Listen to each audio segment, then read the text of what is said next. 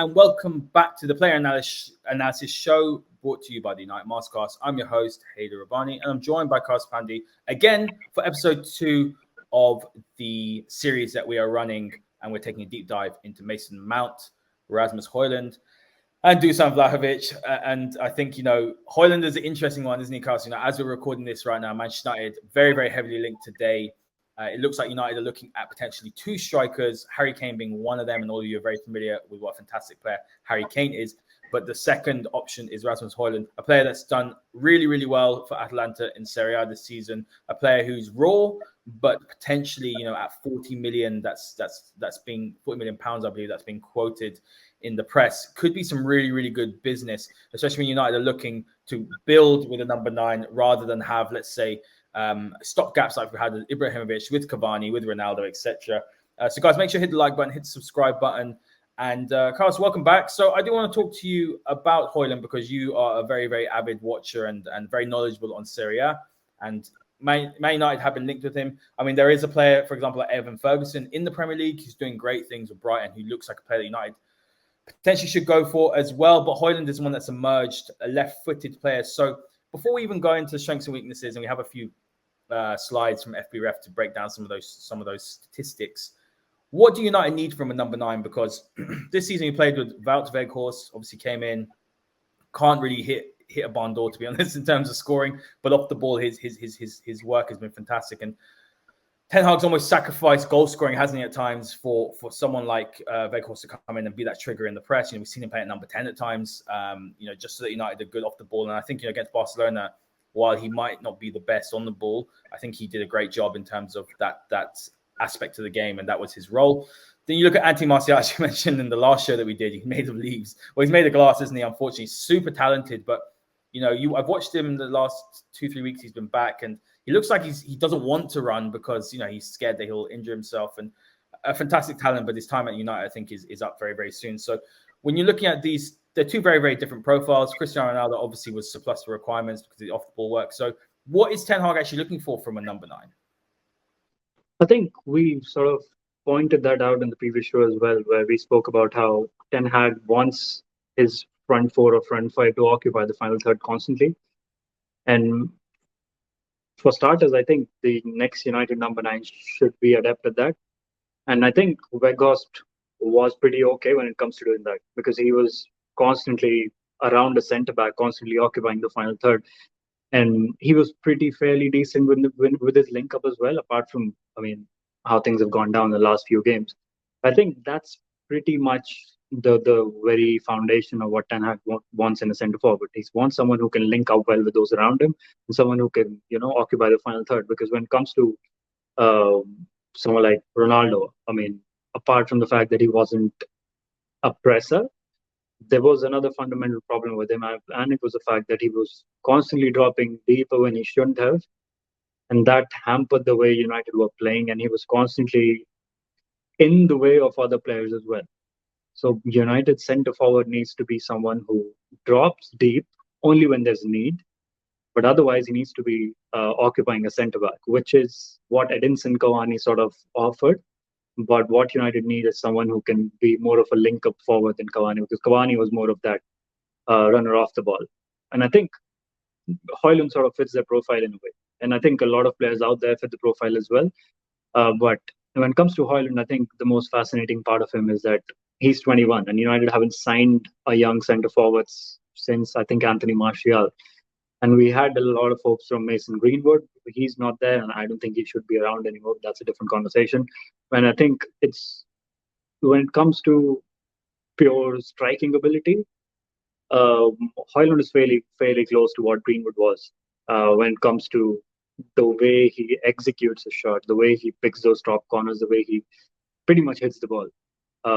I think that's probably the most fascinating part of it. And if United end up signing someone like Rasmus Hojlund, they are pretty much sorting out their number 9 position for the next few years, regardless of whether they sign someone else or not in the number 9, or be it Harry Kane or anyone else, be it Randall Kolo Muani, or even someone like Karim Benzema, who's obviously going to the Middle East now. But I think if you're getting someone like Hojlund, you need to make sure that you don't have another center forward in the team who has a similar age profile. You need to have someone in who's older, which is what United are massive fans of because we've seen them go after Ibrahimovic, Ronaldo, Cavani. They've even tried for Mario Mandzukic a fair bit ago. So if you're signing someone like Hojlund, you need to make sure that you're pinning your hopes on him, unless you're signing an older center forward.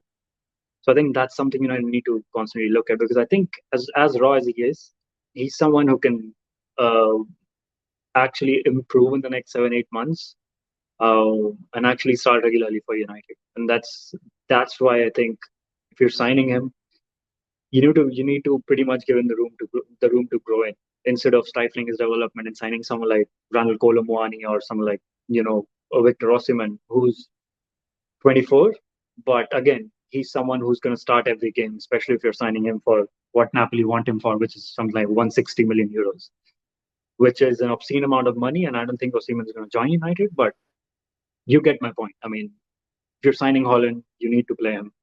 You need to make sure that he doesn't have someone of a similar age around him so that there's pressure on him and the other guy to, play a similar amount of games because one guy's pretty much going to feel frustrated and he's probably going to ask for a loan move pretty much in January or next summer. You make a fantastic point, about, I still think United need two number nines. I think you'd agree. A combination of Harry Kane and Erasmus Hojlund would be a really good combination because Harry Kane's obviously he's older, more experienced, but while he's had a sensational season, and that's to score 30 goals in the league in that Tottenham side is mind blowing. And you think about how many chances United create and consistently, especially in the last, I would say since the Carabao Cup, where United's performances obviously did dip quite rapidly, and then near the end they managed to put some professional performances. I think Ten Hag realized that the squad is thin and the players are knackered, and United played more of a mid block and they were less aggressive, but they were much more controlled and then got top four and they got third place and fantastic. But when you have a look at, for example, Harry Kane, he's a player who I'd want to see managed the way that Pep's managed Haaland. And we know that Haaland, before he joined Man City, you were thinking, he was picking up injuries quite frequently at Dortmund. But the fact that they had someone like Julian Alvarez is amazing quality. That's a player that I really wanted at Manchester United, to be honest. I'm sure a lot of people did. World Cup winning number 9. So when you're looking at Hojlund and Kane combination, while I don't think they're similar, in my opinion, from what I've seen, but it's a small sample size with Hojlund, and we'll go through that today. But I think that's a really nice combination. And you have then a player which, like Hojlund, will get games, but then you're not putting pressure on him to be the starting number 9. Like you mentioned, he's 21 years old. I actually didn't realize he was that young. I thought, he might be 23. So when you're looking at what he's doing at Napoli and the qualities he's got, it's really fantastic. So I do want to move on, Carl. So I'll bring up the graphic here on the screen from FBref. I do want to bring up his, very high level, looking at some of his statistics. So I think the ones that particularly stand out to me is progressive passes received and 99th percentile. I mean, that's fantastic.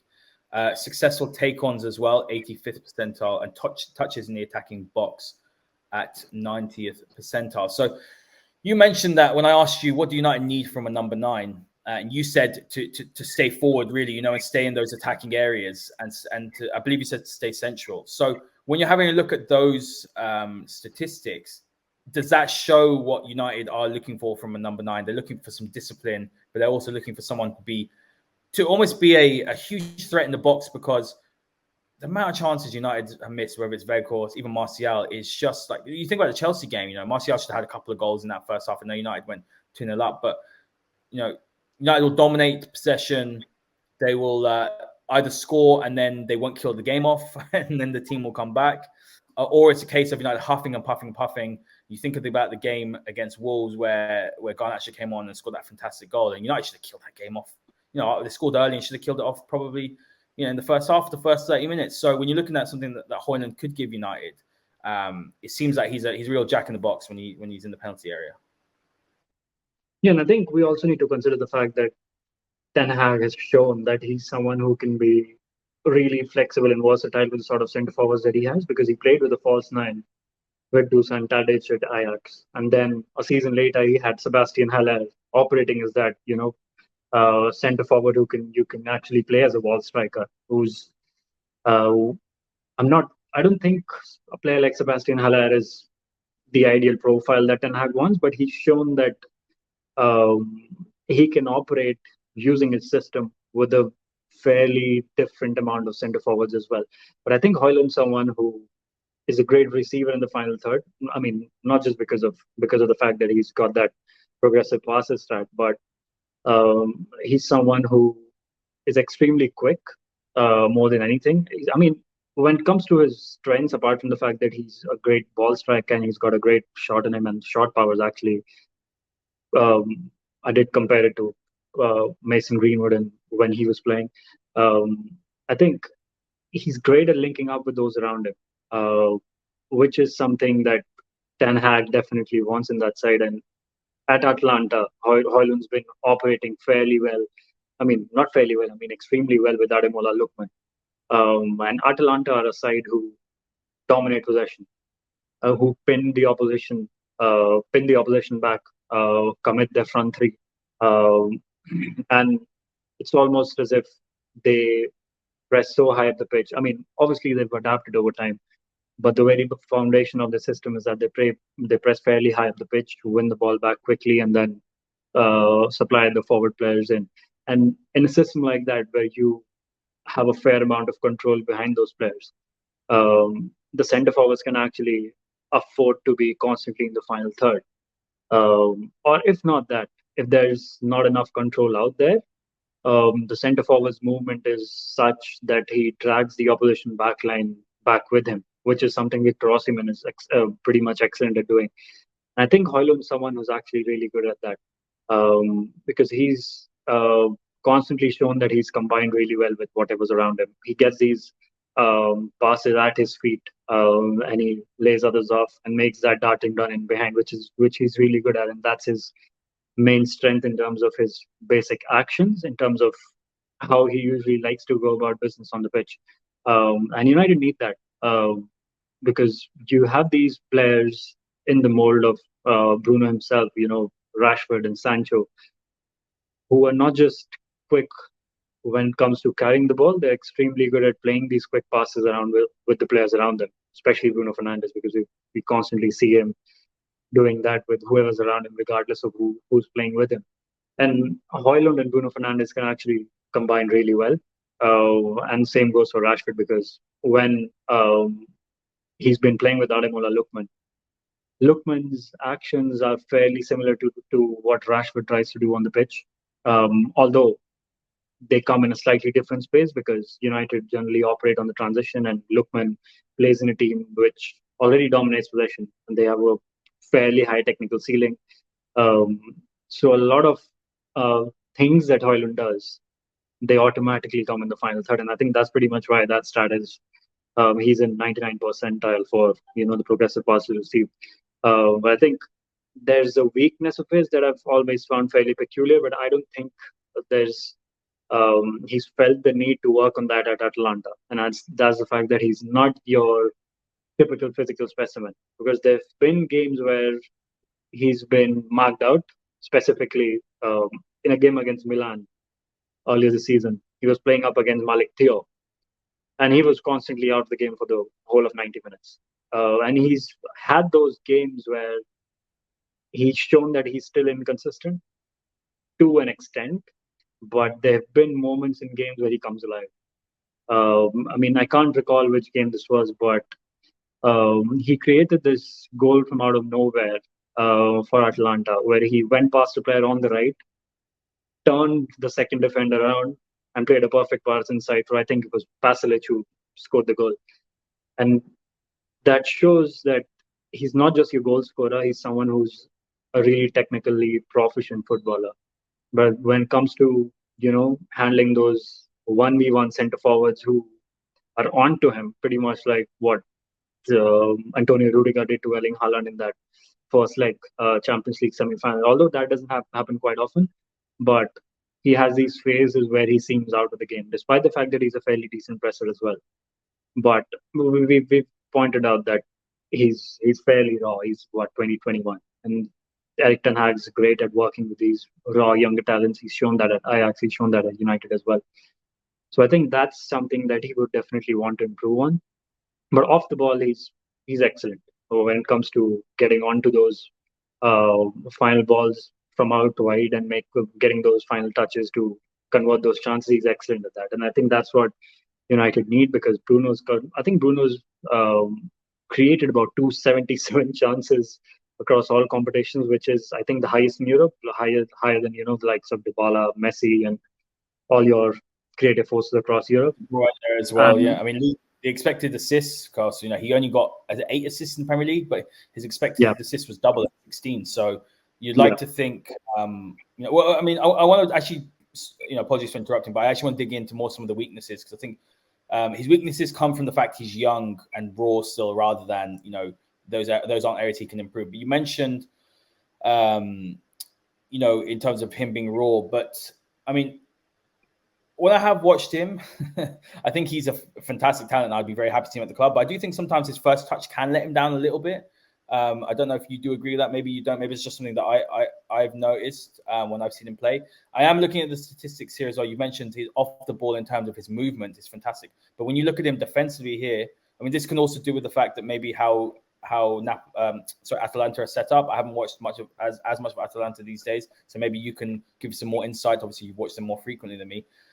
When you have a look here, like the tackles, he's in the bottom third percentile, interceptions against 7th percentile, and you're looking at the blocks as well, 21st percentile. And then you mentioned aerially, that's for a big lad, that's something that's a bit of a concern. And then when you think about if he struggles physically in Serie A, he struggle physically as well, holding up the ball in the Premier League. There are some, you play against the likes of Virgil van Dijk. I mean, don't get me wrong, there's some fantastic players in Serie A as well. But when you look at some of these weaknesses, is that a bit of a concern as well if United don't bring in, let's say, a Harry Kane with him, because they're weaknesses that obviously he'll have to learn and to play through and he'll get better, but some of them are like the off the ball one is a little bit, in terms of his off the ball work, to me those statistics stand out a little bit to think, is he a pressing number 9, which is what United need and Ten Hag needs, because what United need really is the best qualities of Anthony Martial in terms of his ball playing ability and his close control and things like that, coupled with Weghorst's off the ball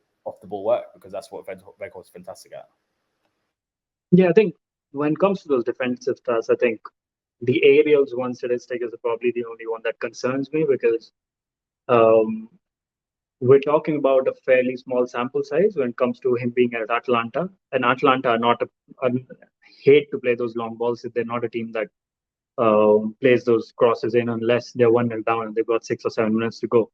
I mean, they've been doing that for the last 2 games because they've been losing those games, and Hojlund, I think, was there, but there were other issues there.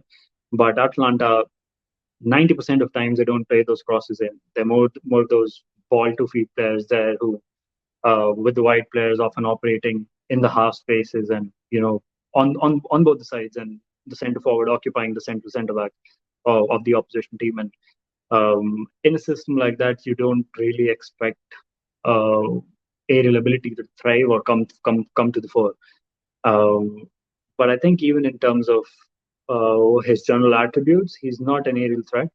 I've not seen him score as many aerial goals as I would want him to. But again, it's a very small sample size, because when he was back at Sturm Graz, and there was a lot of talk about Atalanta going into signing, even there he wasn't someone who was that aerial threat. He was constantly a ball to feet footballer. I mean, in terms of when it comes to his finishing, that he was not someone who could go to the back post and ask for those long balls from the right back, saying that I can get to that and pass it in for the other player to come in and score from the front post. He's not someone who does that. But as I just said, it's a fairly small sample size because he's been at Atalanta only this season, and he's not always played there. He's not played every game. They've had fitness issues with Duan Zapata, constantly being in and out. Luis Muriel's been pretty much phased out, and he's probably going to leave this summer. So that's why I think I would have loved to see Hojlund stay at Atalanta for another season and play regularly, because there's a slot free there. But when it comes to a United perspective, they're getting a centre forward who's got a massively high ceiling.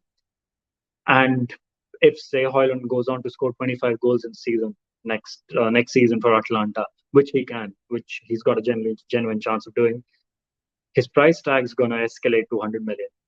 And that's going to be a problem because Atalanta are a selling club. And more than that, they've got someone in who has constantly dealt with United from his time at Leicester City when it comes to selling Harry Maguire specifically. And he knows that United can overspend on players.